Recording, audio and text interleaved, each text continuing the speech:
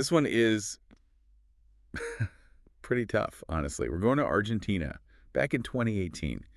The story of Xiomara Naomi Méndez Morales, Oh, wow. 15 years old, and her life was just tragically cut short. Yeah. I know our listeners are really into true crime, but this isn't just about like what happened. This is about like the ripples, the effects this case had through Argentina. Yeah. You know, the trust that was breaking, the detail, they're just chilling. Yeah. And then what it means for everyone, even today.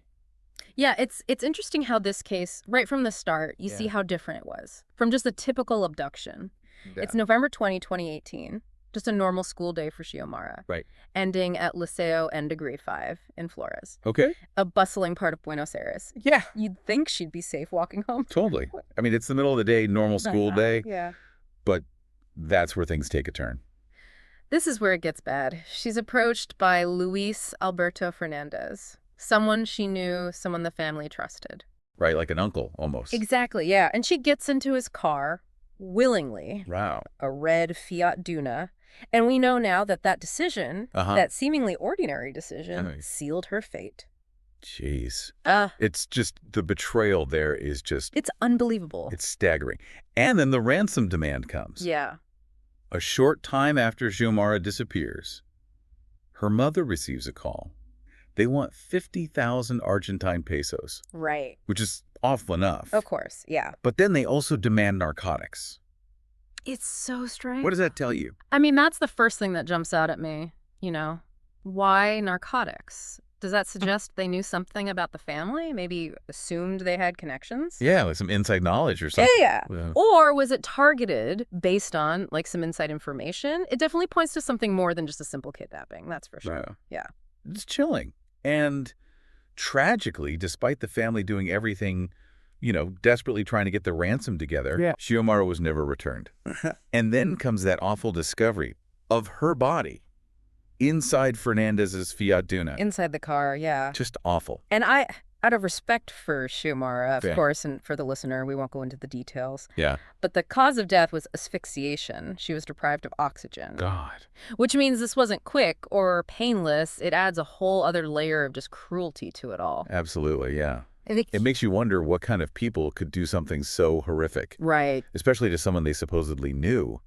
But what's interesting to me is how quickly they caught Fernandez and another guy, Bruno Martin Cortez. That was fast, yeah. The authorities apprehended them so quickly. Yeah, the speed of the arrests is notable. I mean, investigators were able to put together a timeline using, you know, evidence like Fernandez's car being at the scene, phone records showing, you know, communication between Fernandez and Cortez. It all pointed to their involvement in the abduction, the ransom attempt, and then, well, Xiomara's death. Yeah, it's like a puzzle. All these pieces fitting together to form just this terrible picture. And speaking of the investigation, that leads us to the trial. Yes. Which was in 2022 at the Tribunal Oral Federal N Degree 6 of Buenos Aires. Big courthouse. Yeah.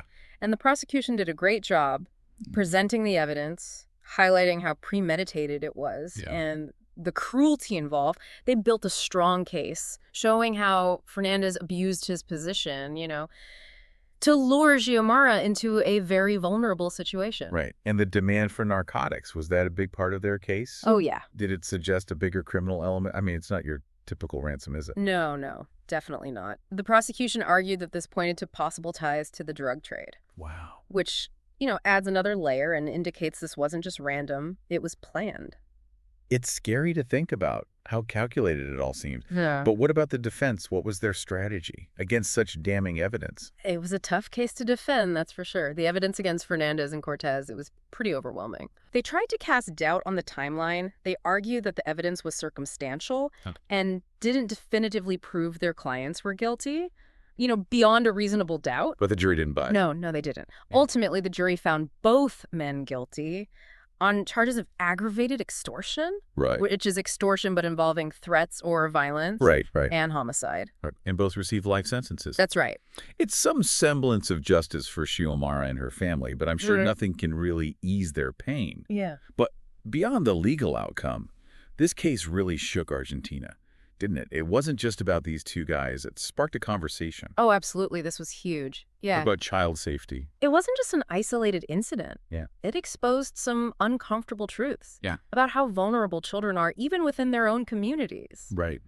It shattered this illusion that danger always comes from strangers. And it forced everyone to confront the fact that predators, they can exist anywhere. Yeah, it really makes you think twice about who you trust, even in your own circle. Right. And the fact that narcotics were involved, did that contribute to the wider debate, too? Absolutely. It put the drug trade front and center, and all its consequences. Mm-hmm. Xiomara's case showed how far criminals will go to get narcotics, and they clearly have no regard for human life. It's a stark reminder that these issues have real-world consequences, impacting families and communities in just devastating ways. So what were some of the calls to action that came out of this tragedy? There was a huge outcry for change. People wanted stricter laws, especially concerning crimes against children, and they wanted harsher penalties for those who exploit them. Yeah, makes sense. There were also calls for better education and awareness programs, to teach children about personal safety, how to recognize danger, and how to get help if they need it. It's about empowering kids, giving them the tools and the confidence to navigate a world that can sometimes be pretty scary, right?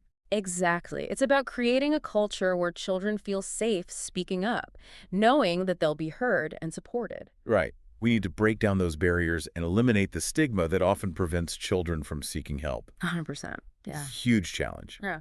But it feels like Xiomara's case was a turning point, a catalyst for real change. I think so too. Yeah. It's heartbreaking, obviously, but it also highlights the resilience of the human spirit, especially when facing unimaginable loss. That's a great point. Xiomara's family, even with their grief, they turned their pain into something positive, Yeah. advocating for change, ensuring her memory lives on.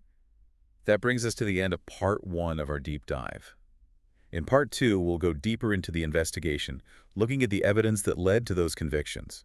We'll also take a closer look at those societal implications we touched on. What specific measures were put in place to protect children? And what lessons can we all learn from Xiomara's story? We'll also look into the complexities of justice and talk about what communities can do to prevent tragedies like this from happening again. So join us for part 2 as we continue to unpack this complex and important case. Welcome back to our deep dive into the tragic case of Xiomara Méndez Morales. We talked about, in part 1, the events surrounding her disappearance and the shocking betrayal by someone she considered family, someone she trusted. Right. Now let's get into the investigation a bit more, the investigation that ultimately brought her killers to justice. So we know the authorities acted fast, apprehending Luis Alberto Fernandez and Bruno Martin Cortez. What led them to those two specifically? Was there, one piece of evidence that just sealed their fate? It wasn't so much a single smoking gun. Right. It was more like a breadcrumb trail. You know what I mean? Just tons of little pieces, meticulously pieced together by investigators. Think back to that red Fiat Duna, that car that Xiomara was last seen getting into. Right. That car became a crucial piece of the puzzle. Because it belonged to Fernandez. Exactly. I mean, finding Xiomara's body in his car was huge, obviously. Yeah. But there was more. They were able to track Fernandez's movements that day, Okay. putting him right where Xiomara was last seen. Wow. And Cortez, how did it connect him to all this? Technology. Technology was a key player here. Yeah. Phone records showed communication between Fernandez and Cortez, both before and after Xiomara vanished. It was clear they were working together, coordinating the abduction, the ransom calls, and then, everything that led to Xiomara's death. So you've got the car, the phone records, and then that chilling fact that Fernandez was someone Xiomara knew and trusted. Pretty damning combination. Oh, absolutely. And the prosecution used it all brilliantly during that 2022 trial. Right. They really painted a picture of premeditation and just cold, calculated cruelty. Let's talk about that trial. It was a tribunal oral federal end degrees of Buenos Aires. Right. What were some of the, key arguments from the prosecution? The prosecution, led by fiscal Gabriela Begun, was really smart about it. They focused on how Fernandez used his position, his relationship, Right. to manipulate Xiomara, to get her into that vulnerable situation. And they emphasized the ransom demands, especially the narcotics. That really stuck out. Yeah, it definitely raised some eyebrows. Did the prosecution suggest it was a sign of something bigger? Maybe something even more sinister? They did. They argued that this wasn't just some random act. This was orchestrated, maybe connected to something bigger, like maybe the drug trade in Argentina. That's a whole other level of disturbing. What about the defense? How did they fight back with such strong evidence against them? It was a tough case to defend, to say the least. Yeah. Fernandez and Cortez's lawyers, they tried to poke holes in the timeline, saying that the evidence was, just circumstantial, Wow. didn't prove their clients were guilty, beyond a reasonable doubt. But the jury didn't agree. Nope, they didn't. The evidence was just too much, I think. And paired with the arguments from the prosecution, it led to a guilty verdict for both men on charges of aggravated extortion and homicide. And as we discussed earlier, both Fernandez and Cortez received life sentences. Which is some semblance of justice for Xiomara and her family, but it can't bring her back, and it can't really ease their pain.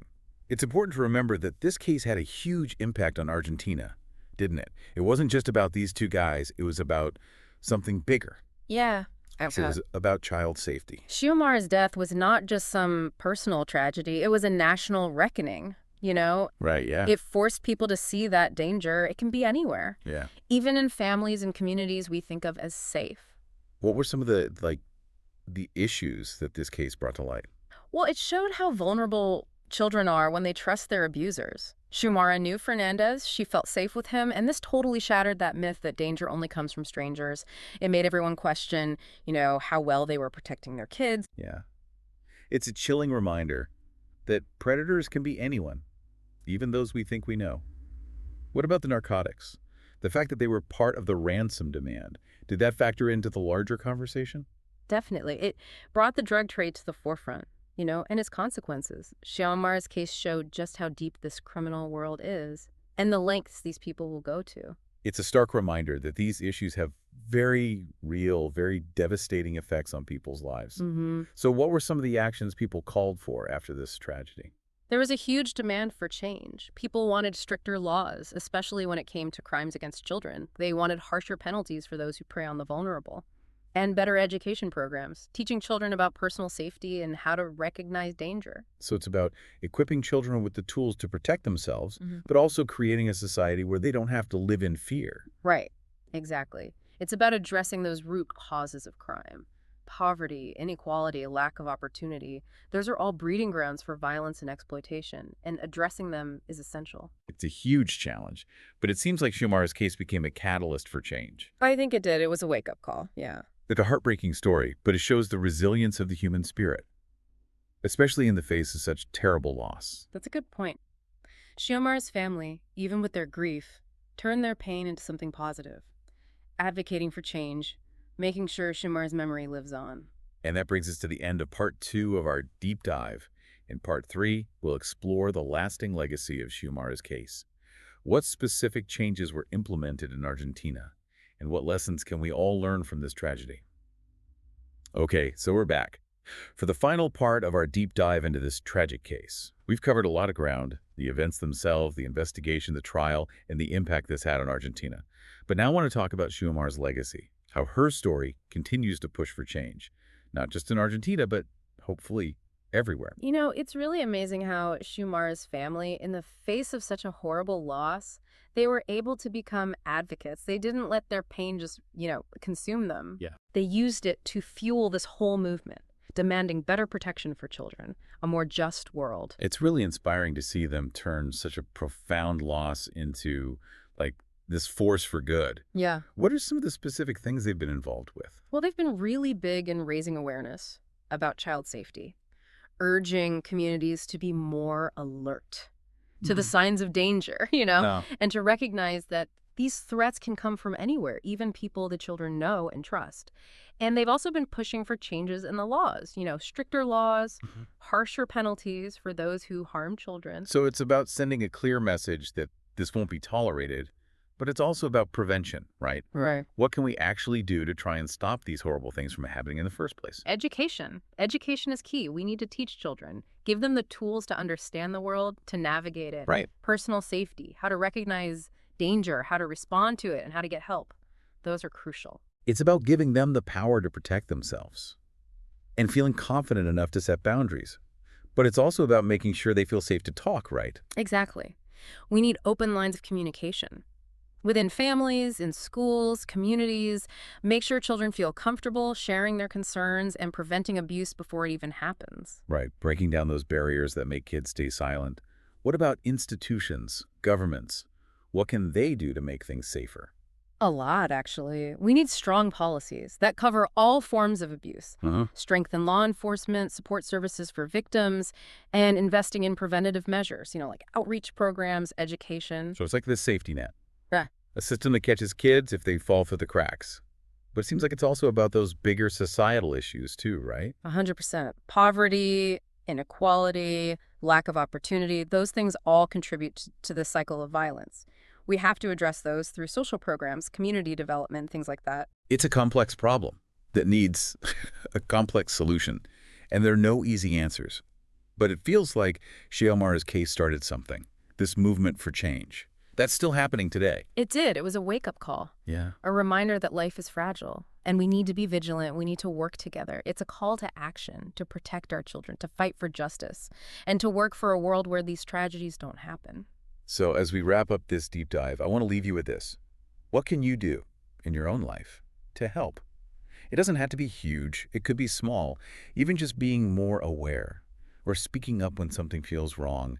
Every action matters. Remember, change starts with us. Working together, being vigilant, advocating for justice, supporting those who need it, those are the ways we can honor Xiomara's memory and create a world where all children can live without fear. Thank you for being with us on this journey. It's been tough, but it was important to talk about. We hope this deep dive has given you something to think about and maybe inspired you to get involved. Until next time, take care. And remember, building a safer world is something we do together. If you enjoyed this video and want to dive deeper into more cases like this one, make sure to subscribe to our channel. Don't forget to like the video if you found the story compelling, and share it with your friends and family who might be interested in true crime and mysteries. By subscribing, you'll stay up to date with all our latest content and join a growing community of curious minds exploring the most fascinating cases. Click the notification bell so you never miss an upload. Your support means everything.